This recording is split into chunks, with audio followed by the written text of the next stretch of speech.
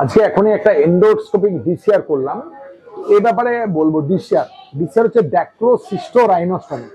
এই যে চোখের জল পড়া, বেসিক্যালি আদতে এটা চোখের নেত্রটা কিন্তু নাকে শেষ হচ্ছে। তো চোখের ডাক্তারবাবু গেছেন, এখন ব্যাপারটা যে আগে ছিল কি প্রচলিত ছিল, চোখে এখানটা বাইরে দিয়ে কেটে নাকের সঙ্গে কানেকশন করে দেওয়া। তো চোখের ডাক্তারবাবু আমাদের কাছে ইয়ে করতে পাঠান যে এটা নাকটা বাঁকা আছে কিনা বা কোনো রোগ আছে কিনা, যেটাতে কানেকশনটা করা যাবে।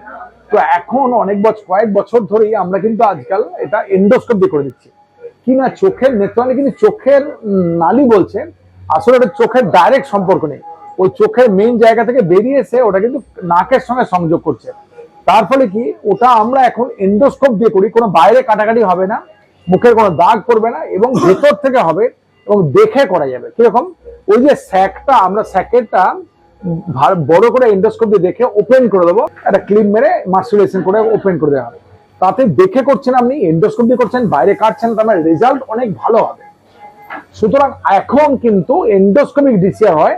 এক্সটার্নাল ডিসিআর যেটা চোখের ডাক্তার আগে করতেন, ওনারা কিন্তু আজকাল আমাদের কাছে পাঠিয়ে দিচ্ছেন। চোখের বাইরে থেকে কেটে করা কিন্তু খুব লজিক্যালি নেই। যেমন গলব্লাডার কেটে এখন আর গলব্লাডার অপারেশন করা হয় না, তেমনি এখন কিন্তু ফুটো করে গলব্লাডার অপারেশন করা হয়।